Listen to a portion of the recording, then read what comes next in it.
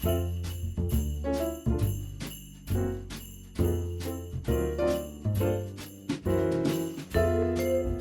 1-4, formal charge. The formal charge of an atom typically is used to tell you whether a molecule is reactive or not. It's kind of a tool that we use to help us sort of predict how molecules can react, okay? So formal charge, the easy equation that I think you should memorize is formal charge equals valence electrons minus electrons owned. Okay, what do we mean by that? Well, there is the other equation that's typically taught, which is formal charge is the number of valence electrons minus half the electrons in bonds minus all of the electrons in lone pairs. But that's just a lot to remember. What I like to say is you know what? Formal charge is a formality, right? Because technically it's something that chemists made up to help us better understand reactivity, right? And to help us identify certain characteristics like, oh, this oxygen's negative, right? So it's a formality. That's how I remember it. And so when we're looking at this, the way that I do it is, okay, formal charge is the number of valence electrons minus the electrons the atom formally has ownership of, okay?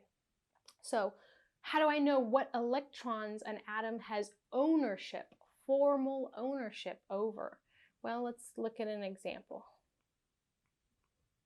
Okay, so remember, in a covalent bond, electrons are shared, okay? So let's zoom into this molecule here. So we've got an electron here and here and here and here. We've got one electron here and one electron there and there and there, and there's one there and one there, one there and one there. All right, okay. So now, in covalent bonds, for example, here we have a carbon bonded to an oxygen. So this bond right here and right here, okay, since it's a covalent bond, we know the electrons are shared. But we also know that there's a dipole moment because the electrons are kind of shifted towards the oxygen because oxygen's electronegative. So really, in these bonds, they're not being shared equally. Technically, they're not because there's that dipole. But when we're doing formal charge, we're not going to look at that. We are going to pretend, we're going to say, okay, which electron belongs to who, okay? And so we don't think, oh, that was not what I want to do. We are not going to think about dipole or anything. We're just going to say, okay, which electrons does the oxygen have formal ownership over? And so what you do is the oxygen will have full ownership of all of the lone pair electrons. So this electron right here, does this electron belong to oxygen or carbon? Well, clearly oxygen because it's a lone pair on the oxygen. Okay, so the oxygen owns this electron, this electron, this electron, and this electron. But what about the electrons that are technically shared? Well, we say that the oxygen will own the electron that is closer to it when we look at it like a drawing like this. So the oxygen owns this electron and this electron. So as a formality, oxygen has formal ownership over 1, 2, 3, 4, 5, 6. 6 electrons.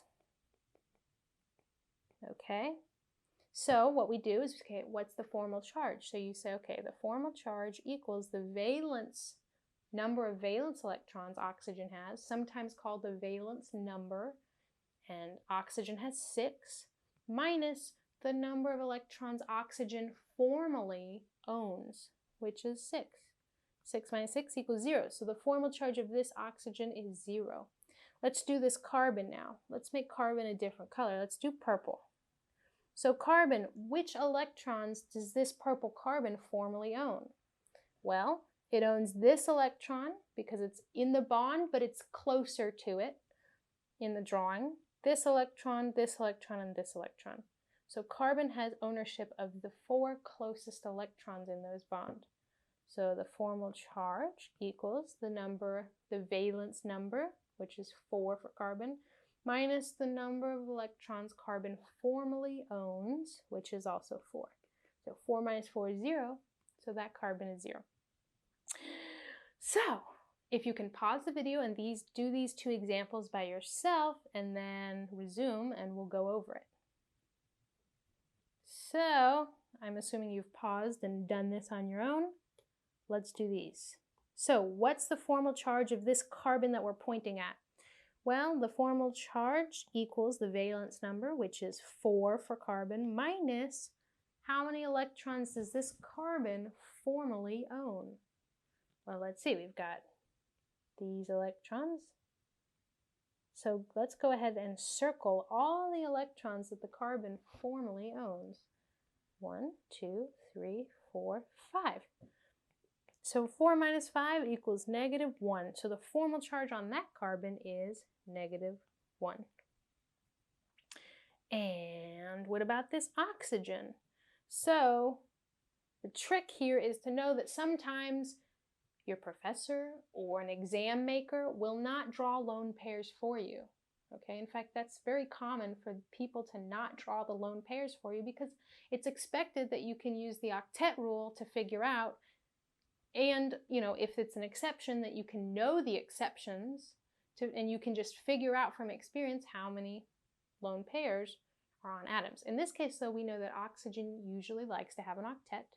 So 1, 2, 3, 4, 5, 6, there's an invisible lone pair here.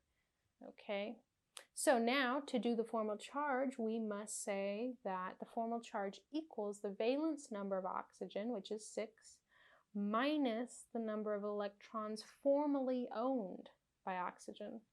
So which electrons does oxygen own? Well, this one, this one, this one, and this one, and this one. 1, 2, 3, 4, 5. Now, what's funny about this? What's 6 minus 5? Plus 1. You know what else is funny is we already wrote the charge right there.